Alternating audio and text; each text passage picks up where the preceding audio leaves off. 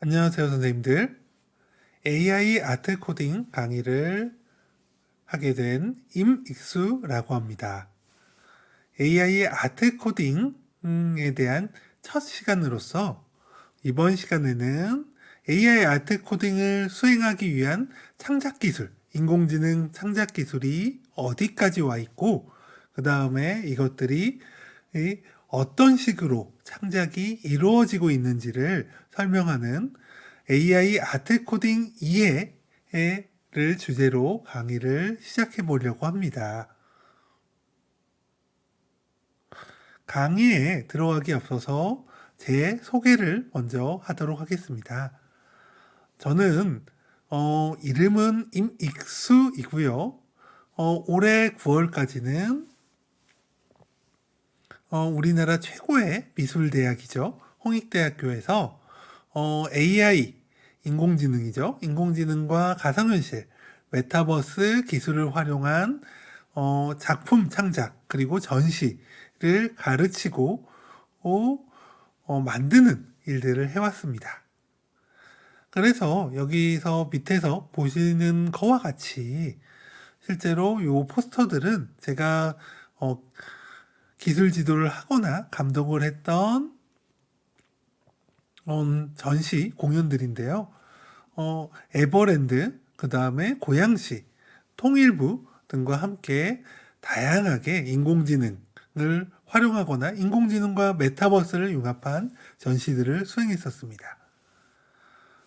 현재는 이런 이제 학교뿐만 아니라 이런 전시에 대한 수요들이 너무 요구들이 많아지다 보니까 서울문화재단이라는 서울시 문화예술산업을 지원하는 기관에서 실제로 기술과 예술, 융합 전시, 공연 등에 대한 자문과 기술 지원을 전담하는 프로그램의 전담 멘토로서 현재는 활동 중에 있습니다. 그래서 오늘 강의도 제가 수행했던 이런 다양한 프로젝트들의 경험을 바탕으로 꼭 필요한 것들, AI 아트 코딩 이해에 꼭 필요한 것들을 중심으로 설명을 해드리도록 하겠습니다. 자, 그래서 오늘 이제 배워야 될 내용들을 조금 더 구체적으로 살펴보면 첫 번째는 과연 인공지능 창작이 어디까지 와 있는지 이 아주 기념비적인 사건이 최근에 일어났습니다. 그래서 이 사건에 대해서 설명을 해드리려고 해요. 두 번째는 그렇다면 우리가 이제 AI 아트 코딩을 수행해야 되는데 이러한 AI 아트 코딩이 과연 이런 도구들이 어떤 도구들이 있는지 그리고 어떤 특징들이 있는지에 대해서 설명을 해드리도록 하겠습니다. 요 인공지능 창작 기술, 창작 도구들은 이번 시간 말고 이 다음 시간에는 실제로 이제 활용하는 방법들을 설명해 드리려고 하기 때문에 요 창작 기술 설명에서는 간단한 개요와 종류 정도만 설명을 하려고 해요. 자, 그 다음에 이런 이제 창작 기술들이 완벽하게 우리의 모든 요구를 맞춰주진 않습니다. 분명히 기술 등은 아직 발전해야 되는 것들이 많죠. 그래서 이런 이제 창작 기술 등이 어떤 한계가 있고 이런 한계를 알아야 우리가 이제 나중에 이걸 가지고 활용을 할 때 이런 점들의 한계가 있으니까 피해 나가야지 라는 것들을 이제 생각해 볼 수 있도록 이 한계에 대해서 설명을 해 드리려고 합니다. 마지막으로는 제가 앞서 보여드렸던 포스터들 있죠. 이런 포스터들을 바탕으로 해서 실제로 우리가 이런 인공지능 창작 도구들을 활용해서 어떠한 식으로 전시나 공연에서 활용되고 있는지에 대해서 이야기를 해 드리려고 합니다. 자, 그래서 요 네 가지를 바탕으로 오늘 AI 아트 코딩 이해를 돕기 위해서 요 네 가지에 대한 주제들을 바탕으로 한번 이야기를 해보도록 하겠습니다. 자, 그러면 창작과 인공지능에 부터 시작하도록 하죠. 아마 AI 아트 코딩 아니면 AI 인공지능 예술 쪽에 관심이 있으신 분들이라면 요 그림을 보셨을 수도 있어요. 그래서 요 그림이 어떤 그림인지 한번 뉴스를 보도록 하겠습니다. 오페라 공연이 한창인 무대 전경을 섬세하고 신비롭게 묘사한 이 그림. 지난달 미국 콜로라도 주립박람회 미술대회에서 디지털 아트 부문 1위를 차지한 스페이스 오페라 극장입니다. 그런데 최근 이 작품이 뜨거운 논란거리로 떠올랐는데요. 이유인 즉슨 해당 그림은 사람이 아니라 구체적인 설명문을 입력하면 단 몇 초 만에 이미지로 변환시켜주는 인공지능 AI 프로그램이 그렸기 때문입니다. 이를 두고 소셜미디어상에선 인공지능으로 생성한 작품을 예술로 볼 수 있는지 갑론을박이 벌어졌고 일부 예술가들은 고도의 부정행위라며 비판을 쏟아냈는데요. 그러자 해당 작품을 만든 현직 게임 기획자 제이스 앨런은 작품을 제출할 때부터 인공지능을 활용했다는 사실을 밝혔다고 항변하면서 이제는 인공지능 기술을 강력한 도구로 인정할 때라고 덧붙였는데요. 이어 대회 주최 측도 같은 이유로 심사 결과를 뒤집지 않겠다고 전하며 해당 부문 규정에도 이를 금지하는 내용이 없다고 설명했습니다.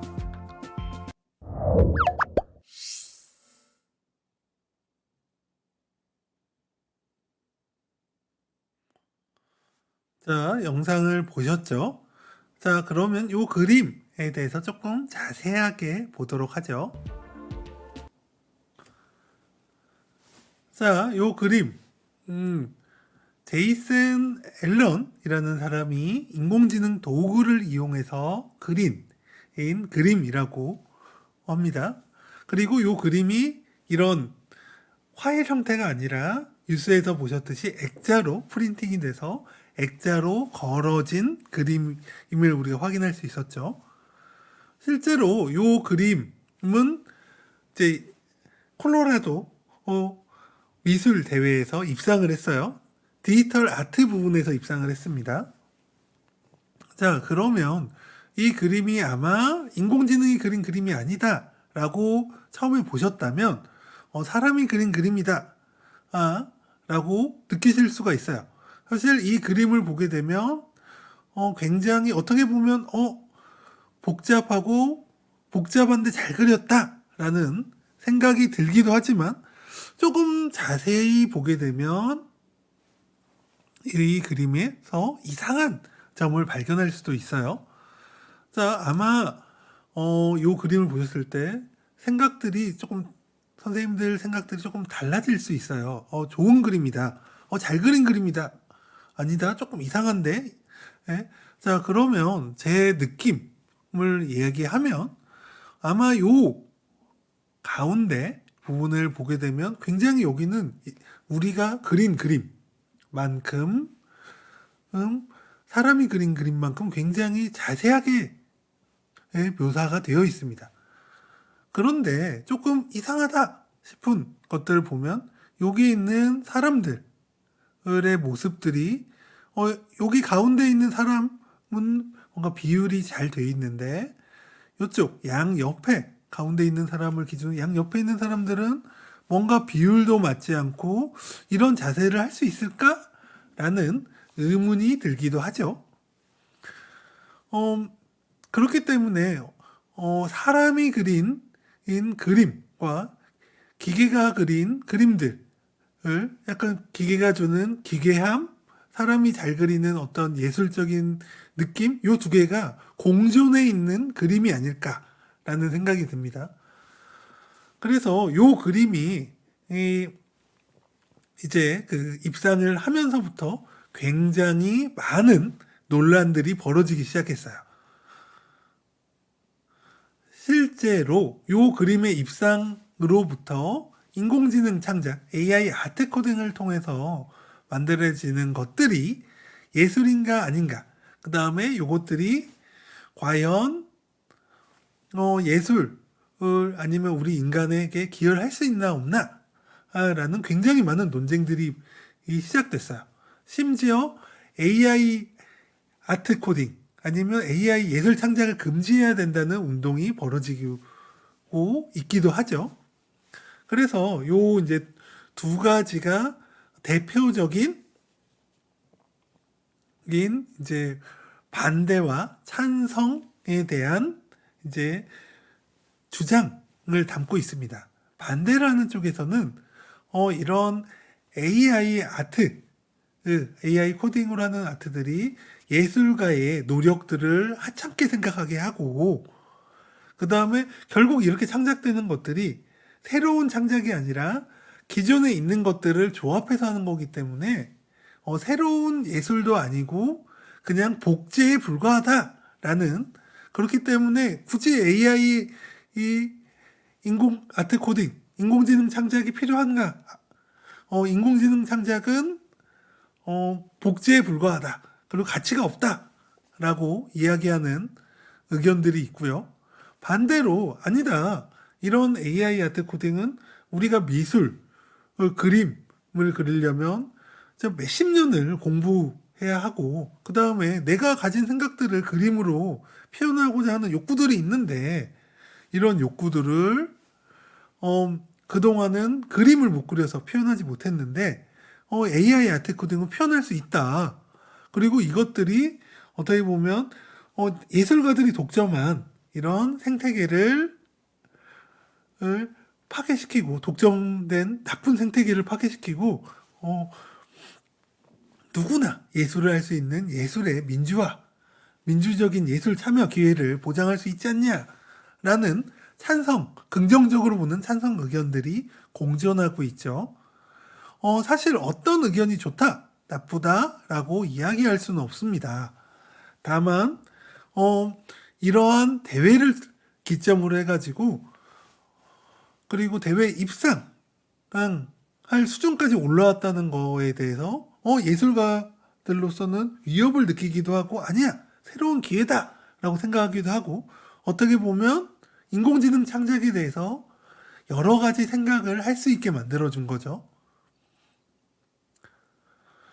그렇다면 요 그림은 우리가 이제 뉴스에서 잠깐 나왔지만 명령어를 넣어서 이제 몇 초 만에 그림이 완성이 된다. 그러면 그렇게 해서 완성이 됐다라고 설명을 했지만, 실제로 이제 요 그림을 창작한 제이슨 앨런이 인터뷰한 거에 의하면 요 그림을 인공지능 창작 도구를 쓰긴 했지만 80시간 동안에 요 세 가지 과정을 통해서 만들었다라고 밝히고 있어요.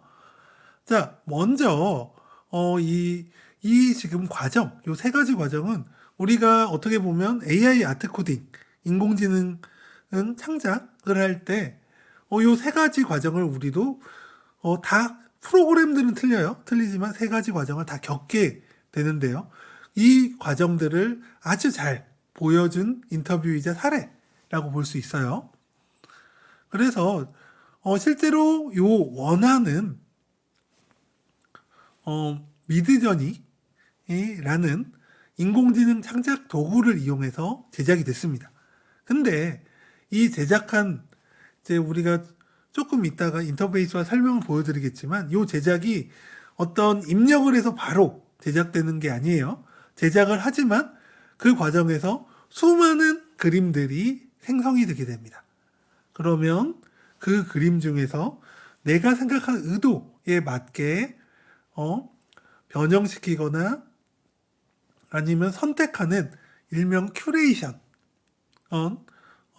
과정이 반드시 필요합니다. 그래서 수많은 그림들 중에서 큐레이션, 내가 원하는 목적을 가진 그림을 찾기 위해서 이 명령어를 찾고 연출하는 큐레이션 과정을 수행을 했고요.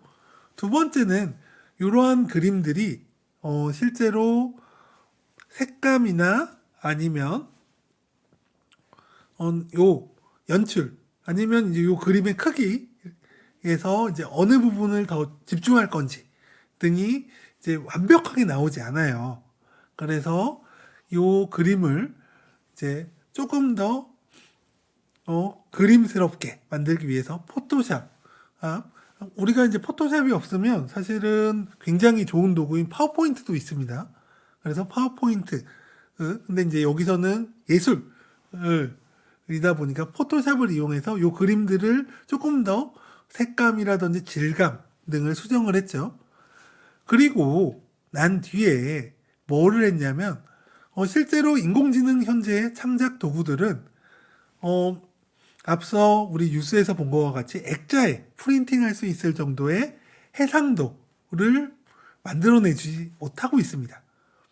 아마 여러분들이 이제 해상도 낮은 그림들, 아마 이제 인터넷에서 어떤 그림을 다운받아가지고 여러분들이 강의라든지 아니면 수업 때 쓰려고 하다 보면, 넣다 보면 이 그림이나 이런데 깍두기 모양의 모자이크가 막 왕창 생기는 거를 볼 수 있는데요.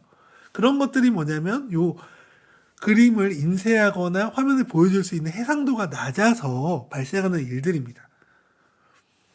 그래서 요거를 인쇄하고 예술 작품처럼 보이기 위해서 기가픽셀이라는 도구를 써가지고 실제로 요 픽셀들을 하나하나 다시 확장해주는, 인공지능을 통해서 손상 없이 확장해주는 요 세 가지를 80시간 동안 난 수행했다. 그렇기 때문에 요거는 어떻게 보면 예술가의 창작, 단지 원화를 내가 그리지 않았다는 것만으로도 않아서 예술이 아니다 라고 이야기할 수는 없다 라고 이 그림을 제작한 사람은 이야기를 했는데요. 실제로 콜로라도 이 예술대회 심사한 곳에서도 이런 과정들을 거쳤고 이런 것들을 명시했기 때문에 예술로서 가치가 있다라고 이야기를 해서 사실 수상이 계속 유지가 되고 있어요. 아마 선생님들의 생각은 어떨지 모르겠어요. 과연 요 세 가지 과정을, 인공지능 창작, 아트 코딩이라는 것도 그냥 막 이렇게 그림이 창작되는 게 아니라 요 세 가지 과정을 거치게 되는데, 요 과정들을 거친 것들을 과연 예술로 보아야 되는지 아니면 예술이 아니다 라고 보아야 되는지, 요거는 아마 선생님들마다 의견이 틀리겠지만 요거에 대해서 한번 생각을 하고 수업 때 토론을 해보는 것도 굉장히 재밌을 것 같아요. 과연 요 세 가지 과정들을 예술이라고 아니면 인간의 창작이라고 볼 수 있냐 없냐 라고 찬반을 놓고 토론을 해보는 것도 굉장히 재밌겠죠. 자, 그래서 요런 과정을 통해서 만들어져서 이제 입상까지 하게 되었는데요.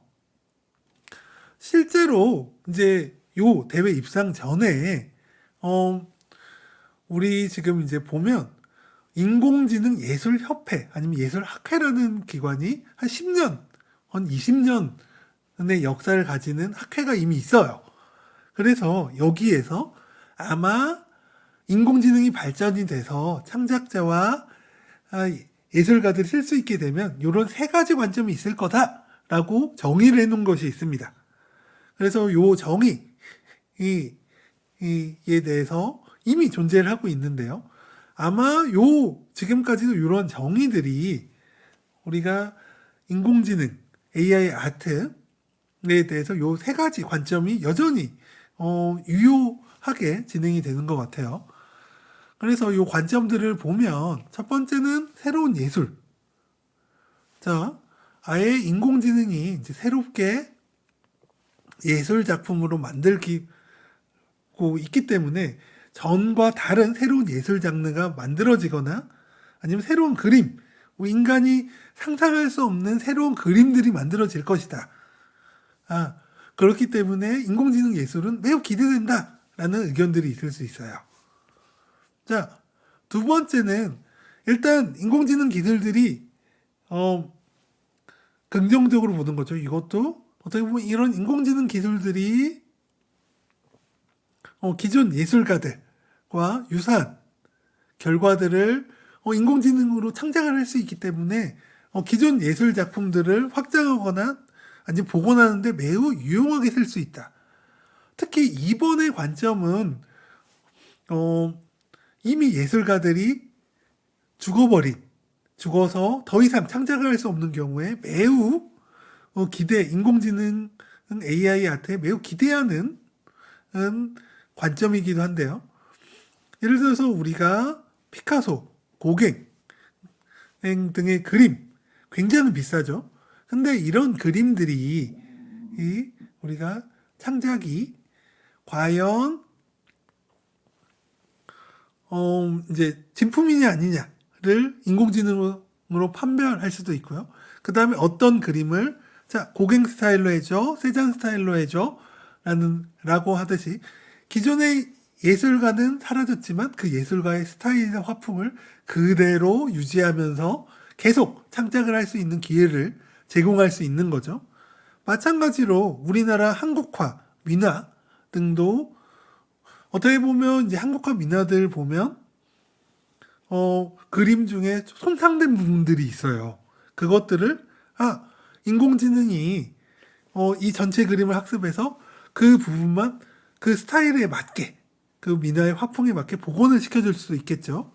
그래서 인공지능 기술을 쓰게 되면 기존 예술, 기존 그림들이 복원하거나 확장하는 데 매우 도움이 될 수 있다.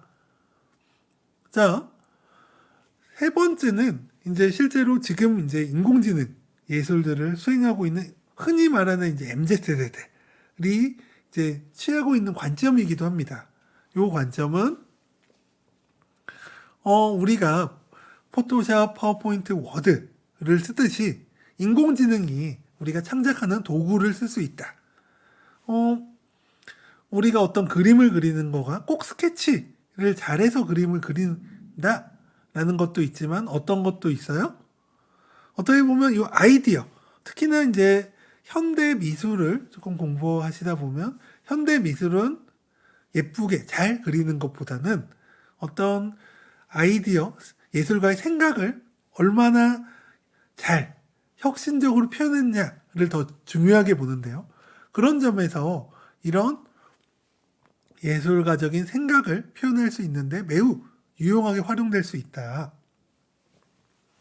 그래서 물론 인공지능 예술을 부정적으로 보는 관점들은 아니지만 이것들은 이제 긍정적으로, 아주 긍정적으로 보는 관점들이죠. 보는 관점들인데 이러한 식으로 세 가지 관점, 새로운 예술이 될 수 있거나 아니면 기존의 예술 작품 만들어진 것들에 기여를 할 수 있거나 아니면 도구로서 예술 작품 창작에 매우 큰 도움이 될 수 있구나. 이 세 가지 관점이 으로 접근할 것이다 라고 예측을 했고요.